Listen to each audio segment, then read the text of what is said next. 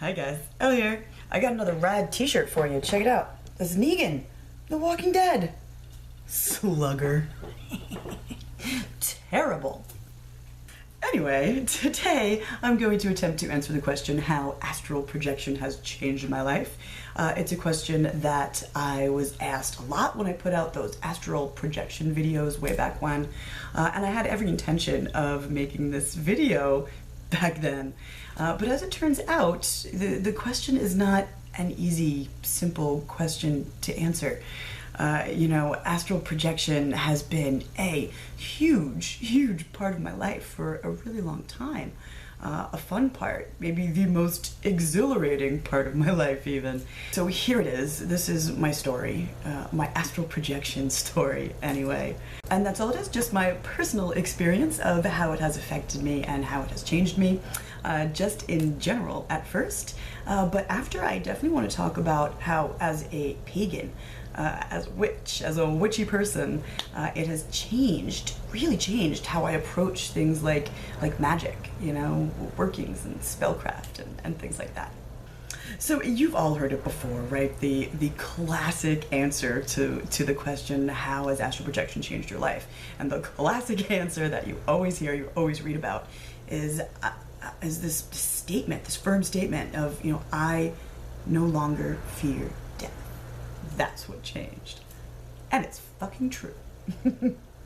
I mean, I gotta say, I still have a healthy fear of pain, maybe, and maybe a fear of the process of dying, as it could potentially be painful. So I was 16, probably 17, I think, actually, when I had my first successful astral projection, my first out-of-body experience. And at the time, at that age, I was already starting to, now I'll say it, I already did actually believe that we went on after physical death. But I went from believing to knowing in that instant, from that very first time that I separated from my body. When I first sat up, stepped away, and left my physical body behind and existed and was still me.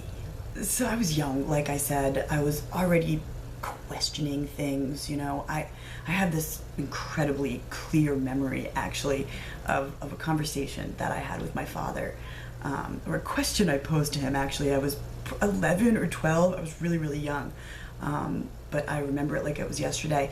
I asked my hardcore atheist father, and at that age, of course, right, your parents are like gods, like they're super wise, they know everything, they have all the answers. But I posed a question to my atheist father that was, Dad, what happens when we die? Right? And I remember I half expected him to give me some fluffy answer, or just give me the brush off, like, leave me alone, kid, whatever. But he didn't do that. He answered me honestly.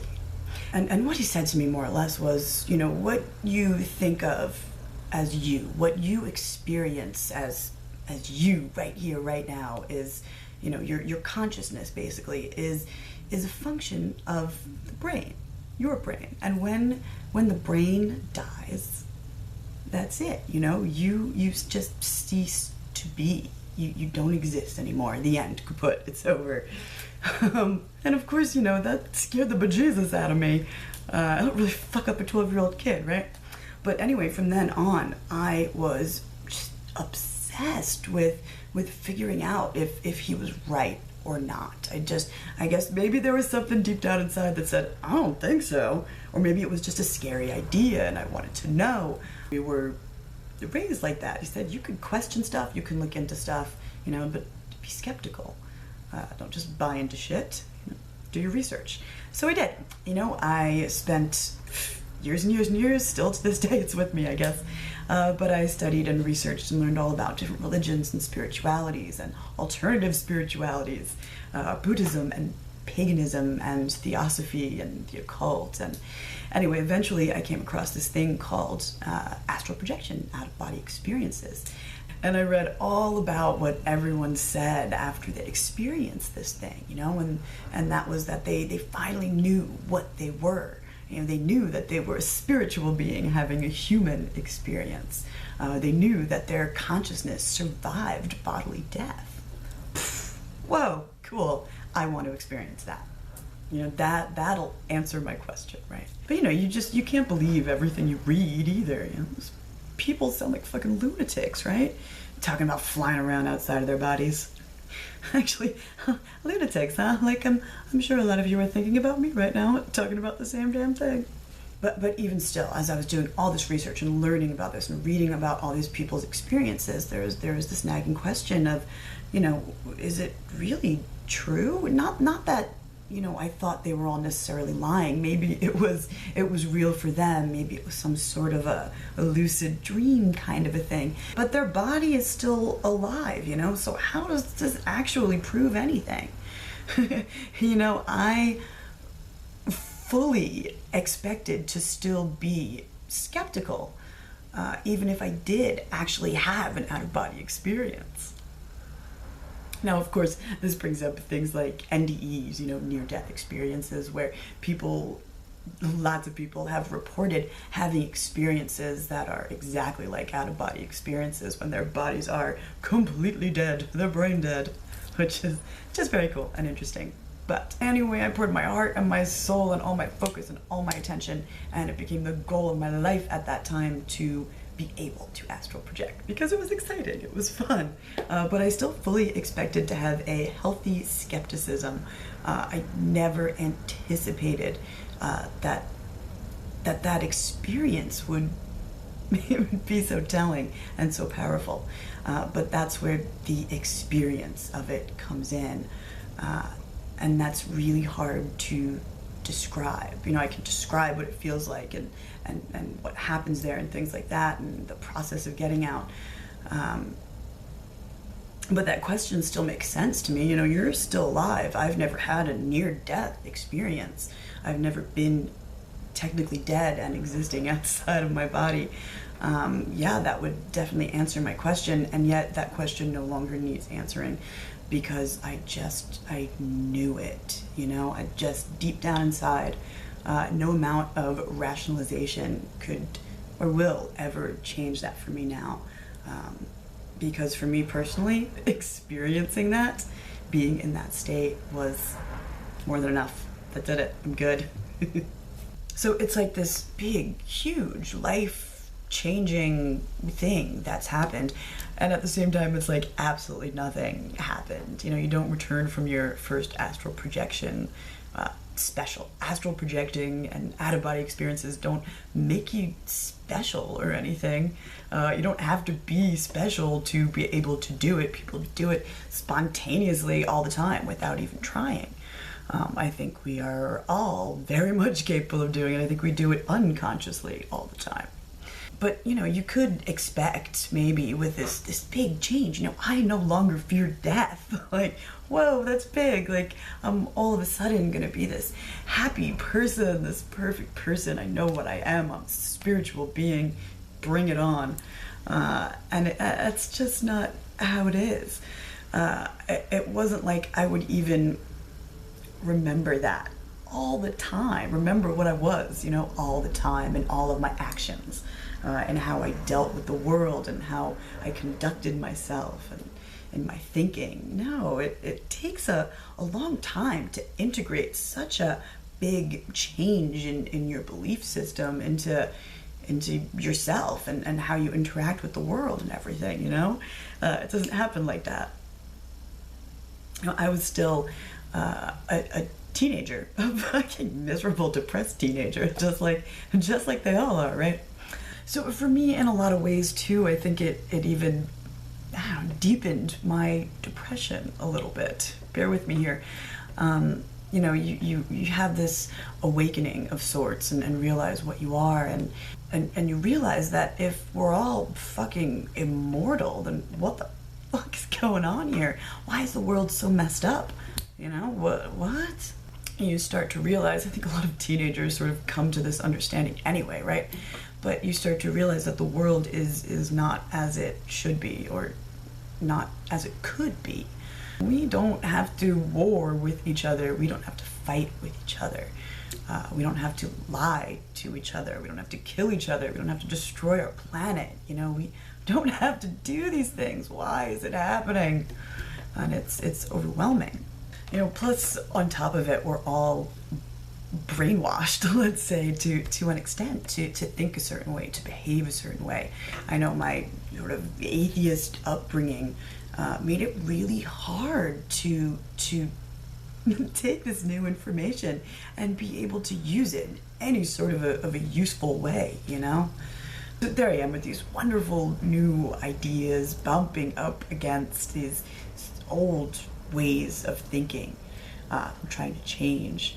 And it's hard. It's not easy, you know. Astral projection does not make everything perfect and happy and wonderful all of a sudden. It doesn't change you like that.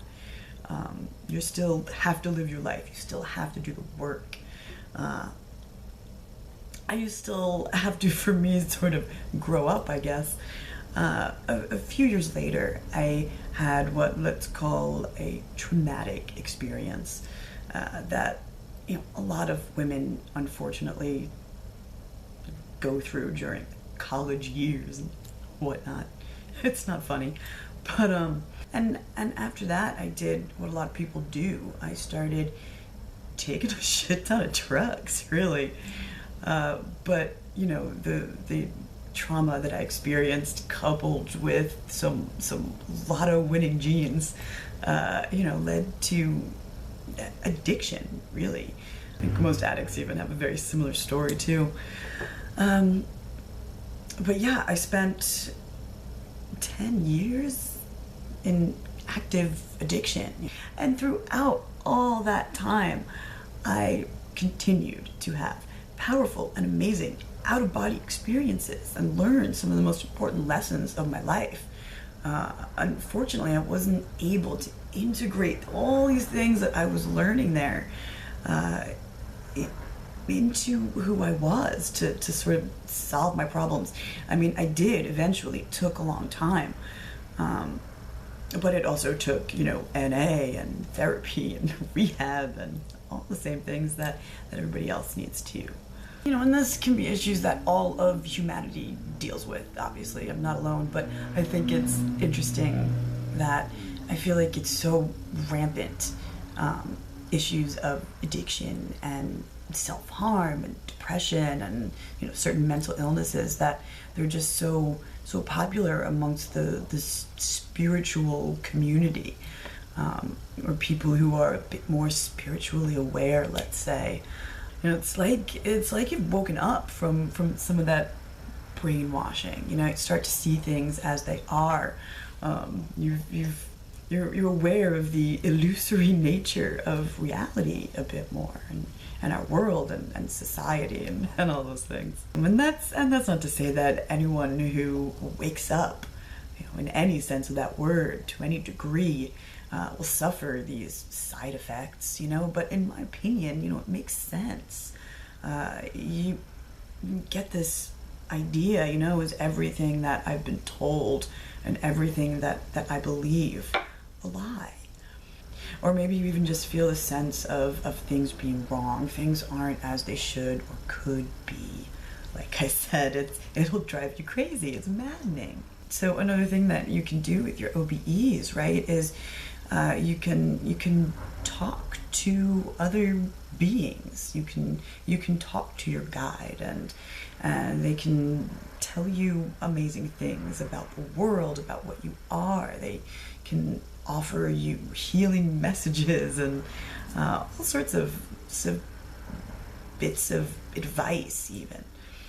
And sometimes it's about, you know, dimensions and different, you know, descriptions of different dimensions and places you can travel and things like that, and entities, and it's all very cool.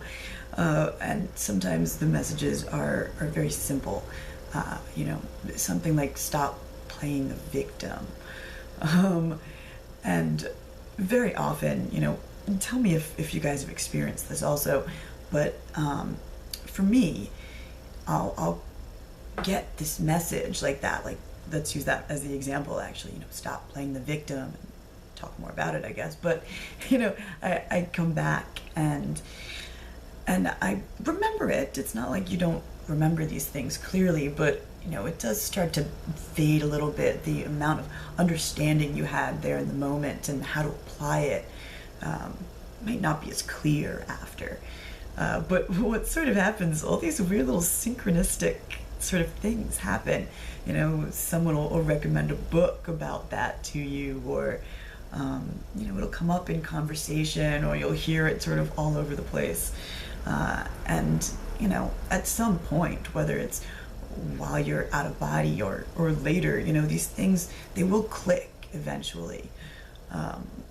And that's what happened for me. You know, eventually these things that I was learning and hearing from all over the place, including, you know, OBEs. But, you know, no matter when something clicks for you, you know, that's not the end of it. You know, that's just the beginning, seriously. The beginning of a lot of hard work. You know, and just like how we're trained from childhood to look at the world a certain way and understand things a certain way, and behave a certain way, you know, we can also train ourselves even more. You know, I trained myself so well to play the victim, this poor me mentality that I had acquired. And I played that role so well. You know, it gave me permission to do bad things. Bad things. You know, it made it okay in my head to give all my power to these negative self-gratifying habits that I had. And the entire process of personal self-development and growth is a process of healing, really, and rediscovering this self-love. Astral projection even changed the way I think about just communication in general. While out of body, the way that you communicate with, you know, say, your guide or other beings is very different. You know, you're not actually speaking. You don't have a body, really, an astral body, but it works differently. You communicate more like psychically or telepathically. It's a very concise and precise and amazing way to communicate. And it makes you realize how limited our form of communication is, our language is, just language in general. Sometimes it's like watching an image on a TV screen. You know, you just get this whole story, and it's much quicker. It's almost like instant download. You can send someone like, I don't know, an entire book almost, and you completely understand every word of it and the meaning of it, and you have pictures and the whole thing. It's like, bam, bam, oh, I know what you mean. It's very effective, and a little hard to describe, sorry.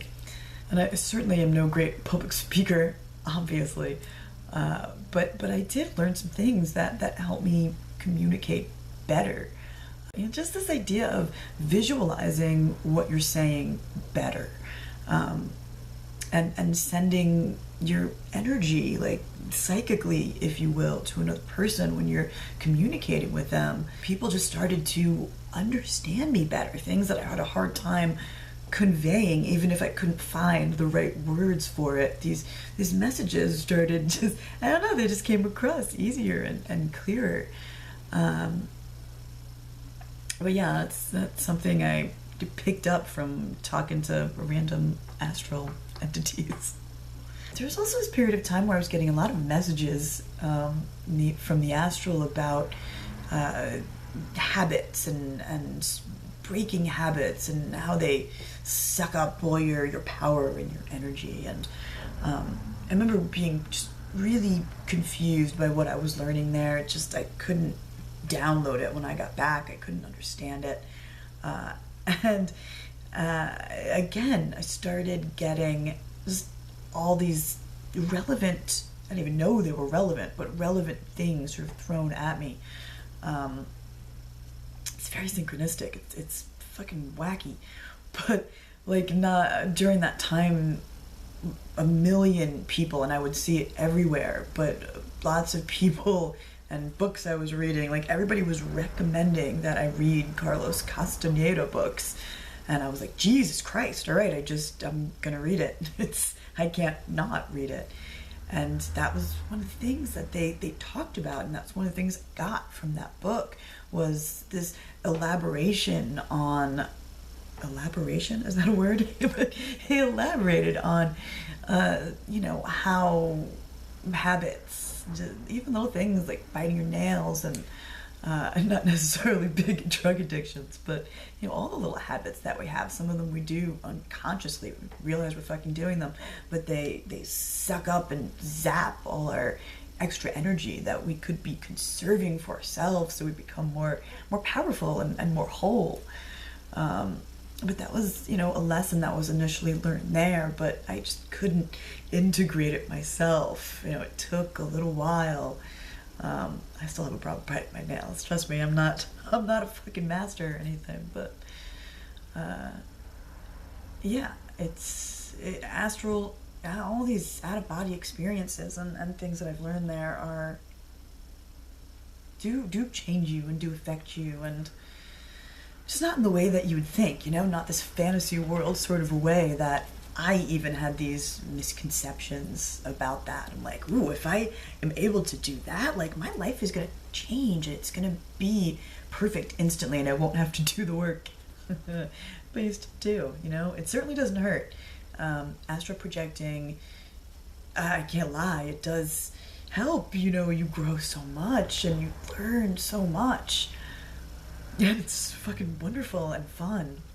But, you know, like I said, it doesn't make you special any more than we are all special and unique in our own wonderful ways. And also, you know, if you can't astral project, it doesn't mean that you're not special. You know, it does not mean that you are not capable. Honestly, if you think that you can't do it, my advice is to keep trying. You know, it takes some people years to be able to get out. And if you already think that you are putting all of your energy into attempting to astral project, you know, maybe you're not. There's always more intention, more focus, more energy you can muster and put into it. And if your life, you know, simply doesn't allow for that, you know, that's a valid circumstance. You might just have to wait until things are a bit easier, until things calm down a bit, and you can, you know, put most of your attention onto accomplishing this one thing. I gotta say that I was lucky enough at the age I was at that I didn't everything felt super dramatic at the time. Like, I had so much going on, but life was pretty easy for me at the time. There wasn't so many things weighing, and you know, I still don't have children or anything, but kids to take care of, family, and you know, a lot of stresses that suck your focus away from this one goal, you know. And by the way, this kind of focus that I'm talking about, and I think I called it, you know, the overwhelming obsession that you sort of have to have in order to do this, is really only required for that first time getting out, or the first several times really of getting out and astral projecting. Because after that, it sort of is a learned thing, and it really doesn't require nearly as much. I mean, you still have to tap into a certain amount of focus to be able to do it, but you've learned, you know, it's second nature is what it becomes, and it gets much easier to repeat it. You know, you've got the hang of it at a certain point. I do feel now, you know, over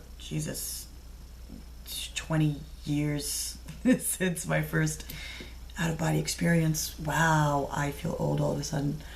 But you know, it took a long time, but it's also been 10 years that I don't want to say I'm a happy person, but I am in a good place and have been for a really long time. A more peaceful place than I was for a long time before that. And, you know, I credit my spirituality in general with a lot of that, and a lot of the work that I've done to get there. And I certainly credit my out-of-body experiences for a lot of that also. Okay, now let's switch gears for a minute here.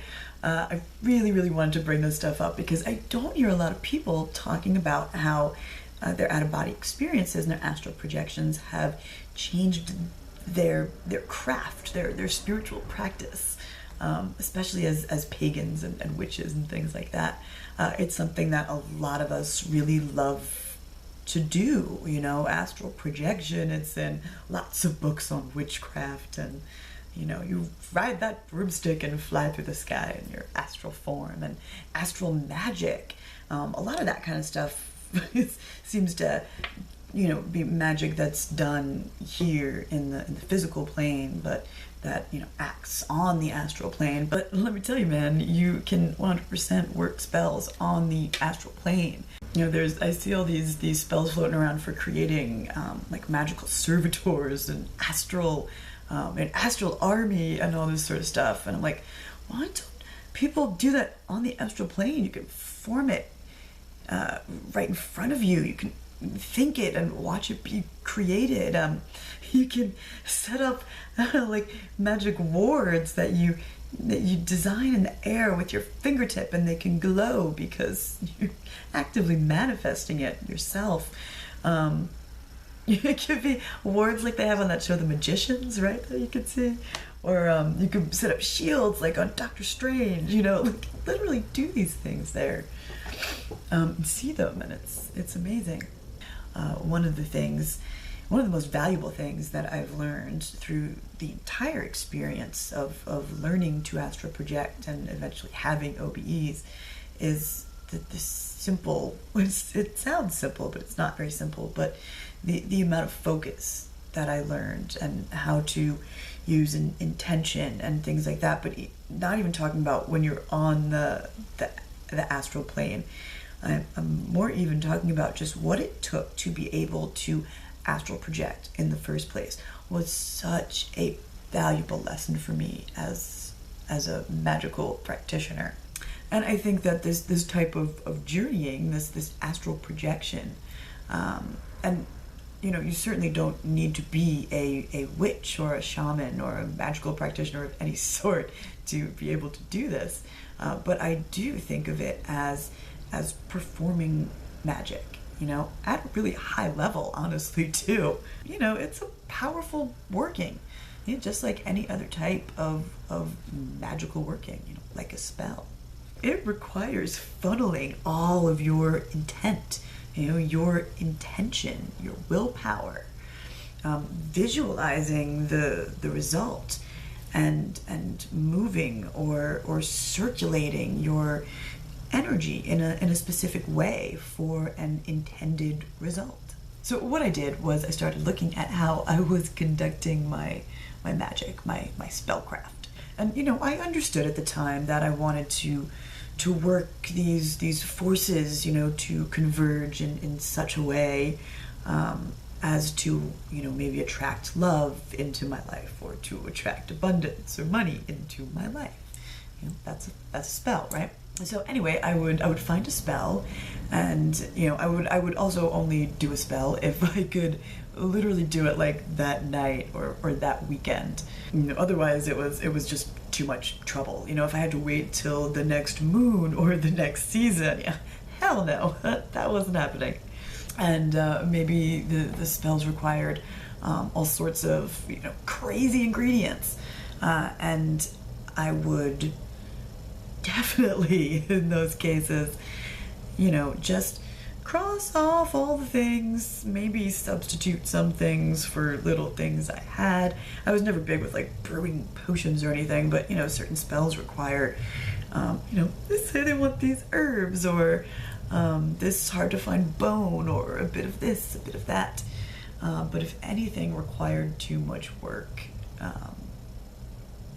I was out, you know, I wasn't into it.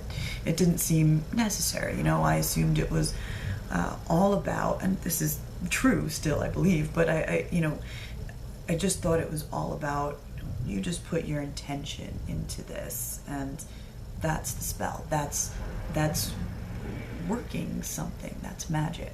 And what happened was, you know, I had to re-examine how I went about everything. Because if this magic that I want to perform is anything like the astral projection that I was able to achieve, this is not magic then, what I'm doing. Like, this is way too easy. I don't feel anything working through me, you know. I didn't see the results, obviously, either, but, you know, it didn't take up nearly as much energy and focus as achieving this astral projection did. You know, that took a really long time, and it was fucking worth it. And I'm not saying that every little spell that you cast or every little working that you do, you know, is going to be all encompassing and completely overwhelming and exhausting. I don't think they all have to be like that. But it should be something. There should be something. You kind of feel that you should feel something move through you. You should see the results. And astral projection, in a weird way, saved my magical practice from getting silly, as it was sort of silly at the time. You know, one of the things I realized, at least when it comes to ingredients, like I was saying, you know, it isn't, yeah, obviously things have properties, you know. I don't think anyone would argue with that who's a magical practitioner. You know, certain crystals have these properties, certain herbs have different properties, and yeah, they can help, they can aid in, you know, working or whatever. But what I realized, and this was such an important click for me, was it isn't necessarily about getting that specific ingredient. It is about putting the time into getting that specific ingredient. You know, I once read a spell that required the bones of a thief. It was like some weird, like, 19th century sorcery spell or some shit. But I still wanted to do this spell, and, you know, I ended up, I'll tell you what I used, but I substituted something out for that. It was still a bone, but it was a fucking project getting this thing, and that gave it power, me putting my focus and my intent into finding this thing and getting it, and damn, it was a lot. It took weeks. It took a long time. I think time, the fact that it takes time, you know, if you have to wait for that next full moon, if you have to wait a year, then that casting is worth doing in the first place, honestly. And just like if astral projection was worth doing, it's worth waiting for and continuing to put focus and intention and energy into. Anyway, that's how I started to approach things like spell casting, and the results were awesome. You know, I could actually feel things when I sat down to do the actual spell. I followed up with my spells. I still put energy into them after. You know, ingredients, it wasn't necessarily specifically about what was there. But if things, you know, were challenging, like the bone of a thief is, even back then, you would have to, you know, sneak into a graveyard and, like, dig up a body. Like, that's a huge action to undertake. And it's not necessarily that specific action that you need to take, but it can be a big sort of an action that needs to be taken, you know, a big preparation. So those things no longer scare me. You know, if you need, I don't know, moon water or something, or menstrual blood, you know, waiting for these things, and the act of collecting it and creating it in itself is powerful and lends power then to whatever you're working on. But, you know, I do think that we can convince ourselves that what we are doing is enough, when deep down we know it's not. You know, you see these shamans who dance or drum themselves, who drum or, like, dance themselves into that point of exhaustion to reach that ecstatic state. You know, it's almost like we're getting stuck at this point of dancing or drumming where, you know, just those endorphins start kicking in and you're feeling really, really fucking good, and you're like, all right, let's stop, let's do our spell here. But no, you gotta keep going for, like, you know, 12 hours, 24 hours, till you drop like it's hot, and bam, you are in an altered state of consciousness. You have astral projected, you have journeyed, whatever it is. So I sort of like to think of magic and spellcasting as a dancing shaman, you know? You have to build all that energy in order to send it and do something with it. That's part of why I like sigil stave magic so much, because a lot of time and energy goes into creating it. You know, each stave is representative of the movement of energy, and you can take that stave onto the astral and create it there and put things up, and good stuff. Anyway, the other side of this coin is I you know, traveling to the astral world, the astral plane, and other dimensions gives you a very different view of the universe and how everything works. You know, the astral really is a sort of the support structure to our reality, you know, the reality that we are tuned into here, our physical world. That is, the astral is everything underneath it, supporting it. It's like the blueprint to it. When you're there, you can instantly manifest pretty much anything. You know, even your fears. You know, you get scared that the walls are closing in, the walls will immediately begin to close in on you, almost immediately. You say, I want this glowing bunny rabbit in my hand. Focus. You learn. This is the other thing that it's done. This sort of practice sessions on the astral. You know, you get very good at visualizing and focusing and manifesting. But you say you want to see a glowing bunny rabbit in your hand, and you know, you can create a glowing bunny rabbit in your hand. Things work obviously a little bit differently here, but you are able to still manifest, and that's what magic is. You know, it's like making things happen with your intent and changing things.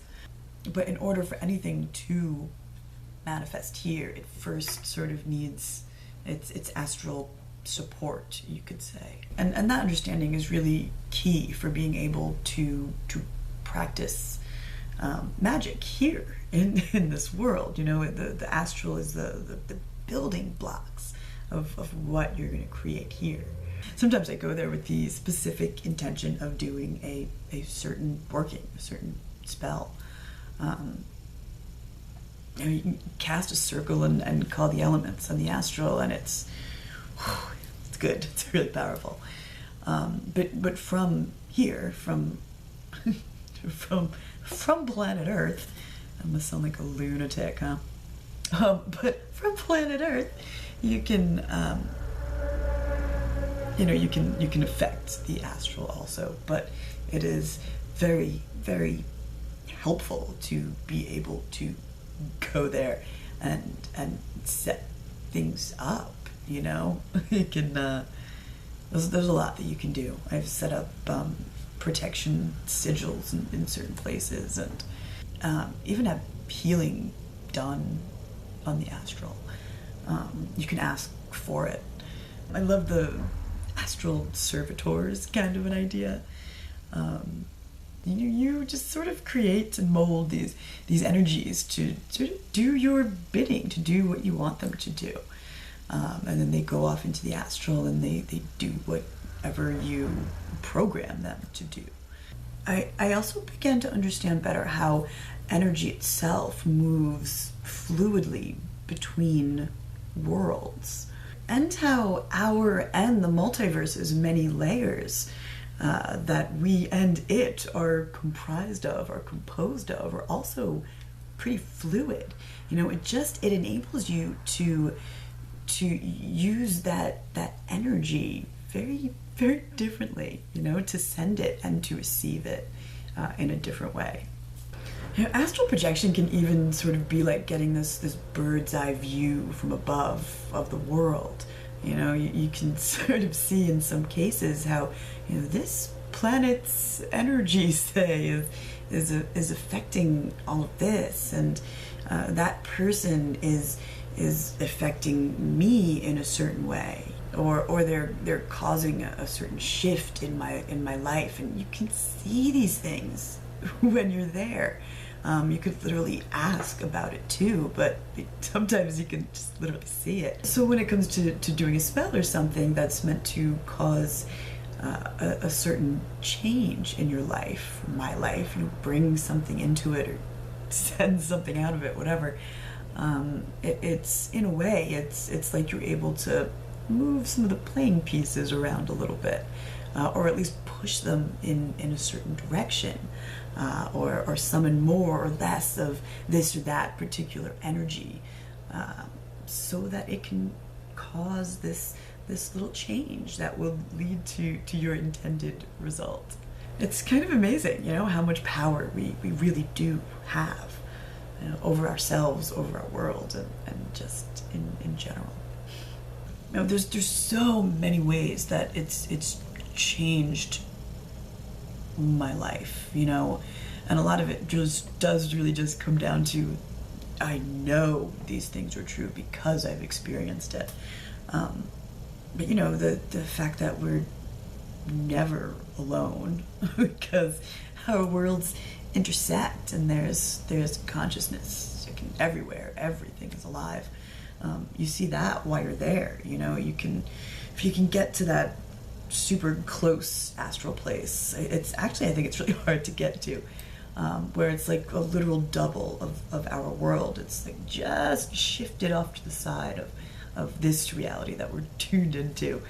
You can see life in plants. You can see everyone else walking around, and